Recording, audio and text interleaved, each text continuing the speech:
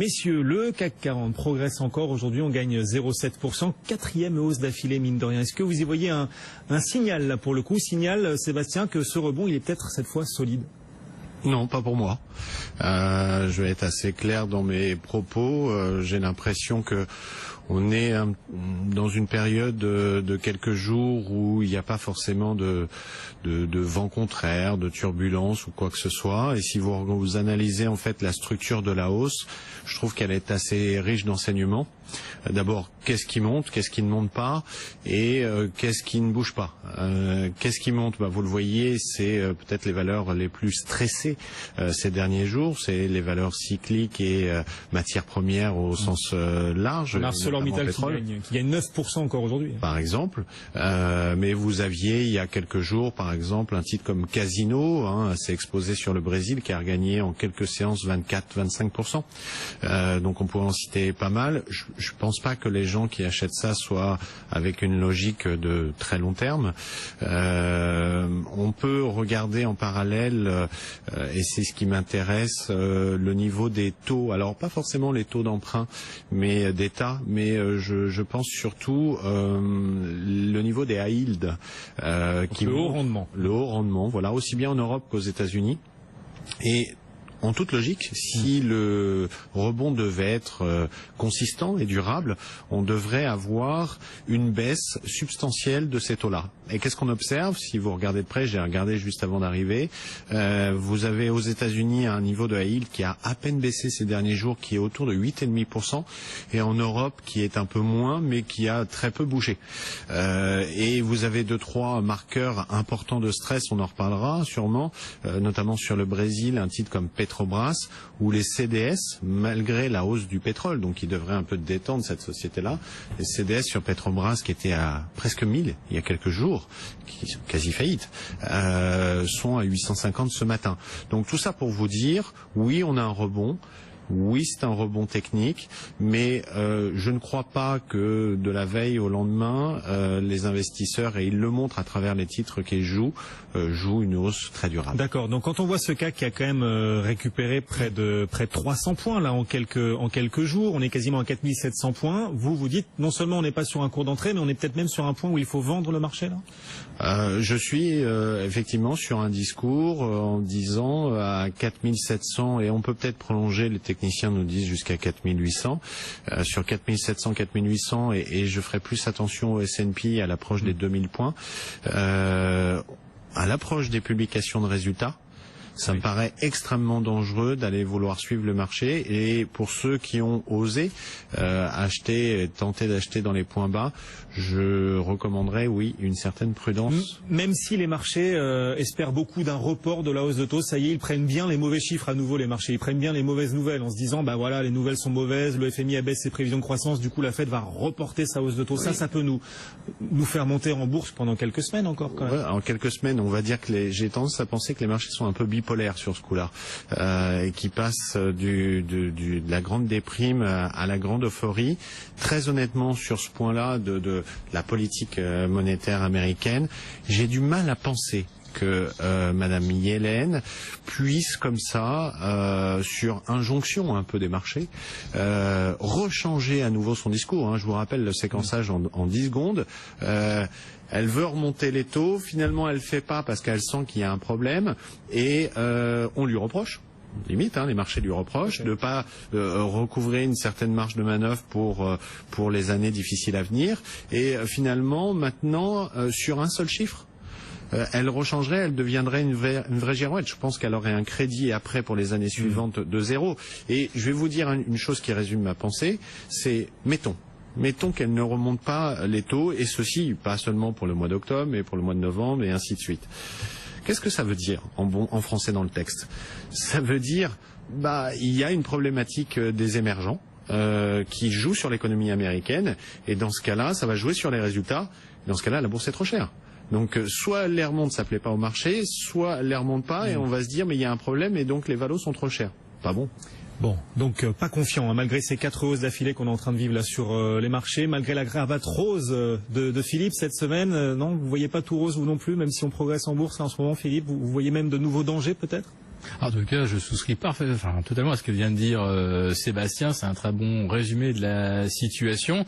Après ça, on peut affiner techniquement. Le CAC 40 à 4700, il est toujours dans son corridor, 4003, 4007. Alors si on en sortait, est-ce que ça pourrait donner un nouvel élan pour aller chercher effectivement 4008 ou est-ce que ça peut de nouveau constituer ce qu'on appelle un bull trap, ce que l'on avait vu fin août, après le trou d'air du 24, on s'était ensuite hissé au-delà des 4007 et on s'était, comme on dit, fait coincer les doigts. Ensuite, ça a été le scénario porte de saloon.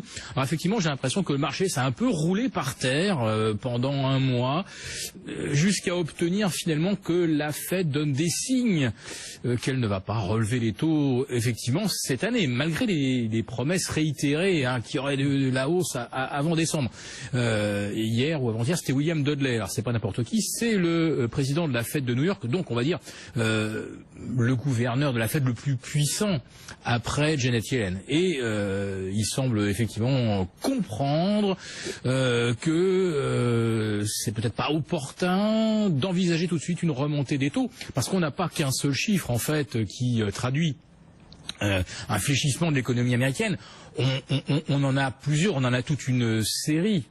Et moi, ma principale inquiétude, ça reste la consommation américaine, qui reste le moteur de l'économie américaine. Or, hier, on découvre une enquête qui a été réalisée par Google Analytics Survey. C'est une enquête sur l'épargne, la richesse des Américains. Et de cette étonnante enquête, il en ressort que 62% des Américains, c'est-à-dire environ 180 millions de personnes, n'ont même pas $1000 sur un compte épargne pour faire face à un imprévu, etc.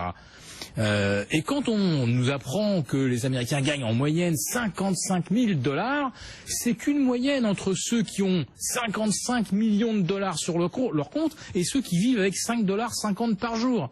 Ça ne veut rien dire du tout. C'est-à-dire que c'est pas parce que on a en apparence un maintien global de la richesse ou des revenus moyens que l'on a un pouvoir d'achat et des gens prêts à consommer. Ça n'existe pas. Toujours est-il que les indicateurs de consommation aux États-Unis restent positifs aujourd'hui.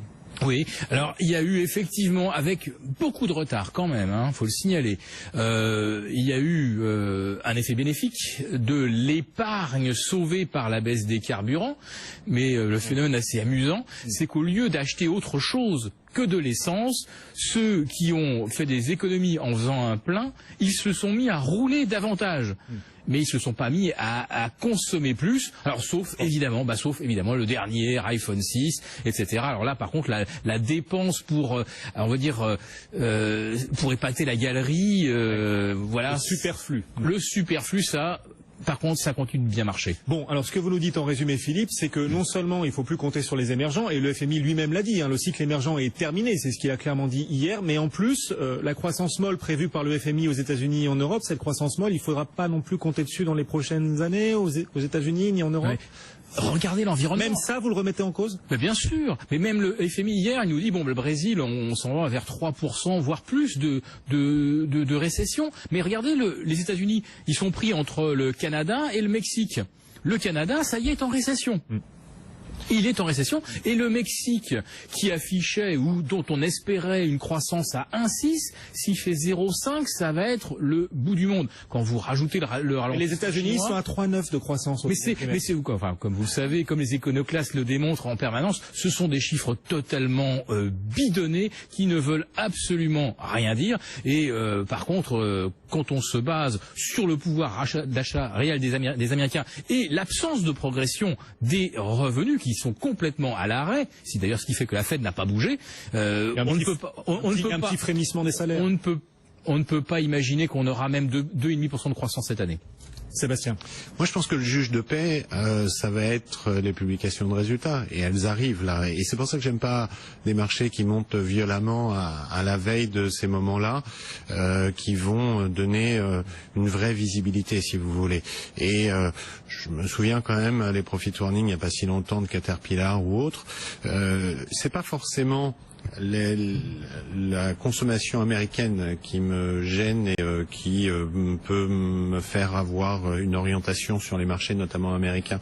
C'est surtout l'impact du dollar fort et l'impact des voisins. On parlait du Canada, il suffit de regarder le dollar canadien, comment il se comporte. On peut parler de l'Australie, qui est un pays aussi qui subit les matières premières. J'ai un point noir, moi, dans cette carte du monde, ça reste le Brésil. Je crois qu'on est trop focusé sur les États-Unis, la Fed, sur l'Europe, la BCE.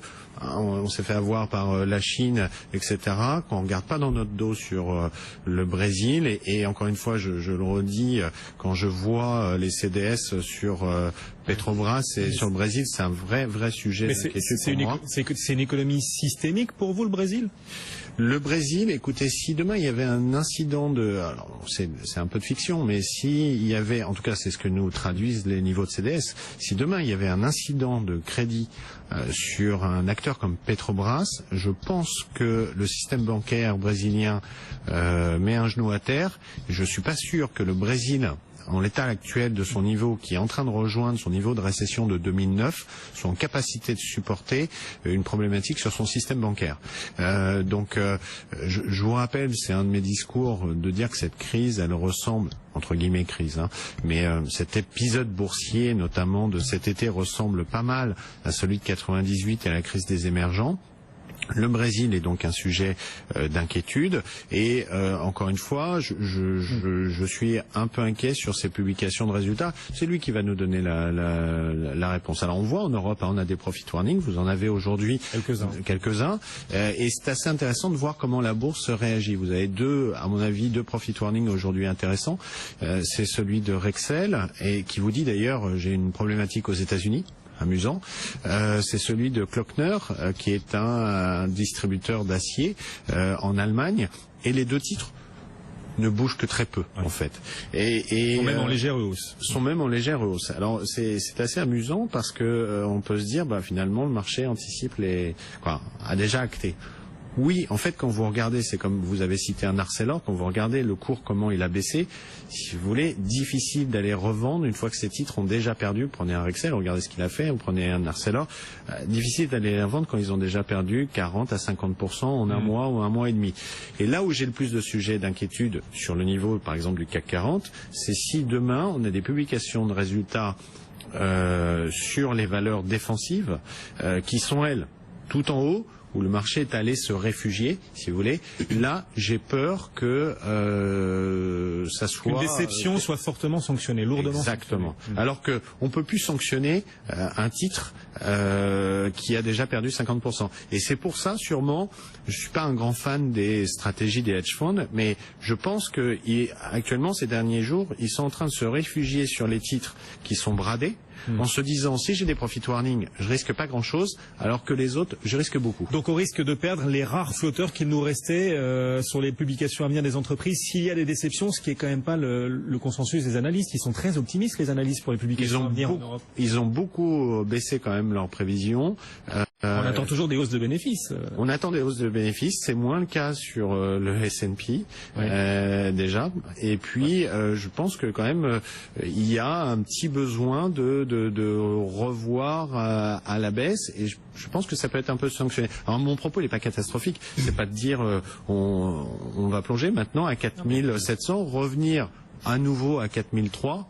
Rien de choquant pour moi. Philippe, les publications des entreprises, ce sera un soutien ou au contraire, elles risquent de nous faire perdre les rares flotteurs qui nous restaient en bourse, là, du côté des entreprises. Sébastien a tout à fait raison de souligner que les déceptions risquent d'être sanctionnées de façon impitoyable.